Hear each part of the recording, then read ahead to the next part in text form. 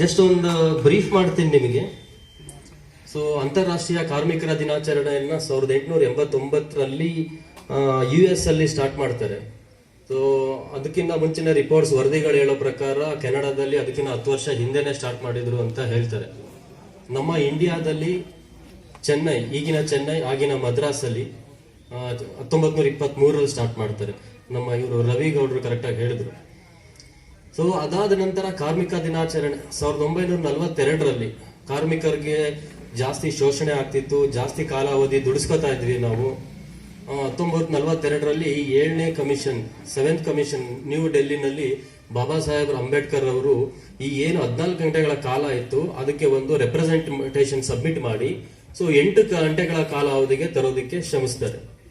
So ಈ ಕಾರ್ಮಿಕರಿಗೆ ಏನೆಲ್ಲ ಸವಲತ್ತುಗಳು ಕೊಟ್ಟಿದ್ದಾರೆ ಅಂದ್ರೆ, ಸೊ ಅದು ತಮ್ಮ ವೇಜಸ್ ಇರ್ಬೋದು, ವೇಜಸ್ ಆಕ್ಟ್ ಇರ್ಬೋದು, ಲೀವ್, ಮೆಟರ್ನಿಟಿ ಲೀವ್ ಇರ್ಬೋದು, ವಿಮೆನ್ಸ್ ಇರ್ಬೋದು, ಮತ್ತೆ ಇನ್ನ ಅನೇಕ ರೀತಿಯ ಲೀವ್ಗಳಿರ್ಬೋದು, ಎಲ್ಲದೂ ಕೂಡ ಅಂಬೇಡ್ಕರ್ ಅವರು ತಮ್ಮ ಇದರಲ್ಲಿ ಲಾನಲ್ಲಿ, ಆಕ್ಟ್ ಆಫ್ ಲಾನಲ್ಲಿ ಸೇರಿಸ್ತಾರೆ. ಸೊ ಮುಂದುವರೆದು PF, finance commission, women and child labour, so women welfare, ಈ ತರದೆಲ್ಲ ಅವರು ಸೇರಿಸ್ತಾ ಬರ್ತಾರೆ. ನೆಕ್ಸ್ಟ್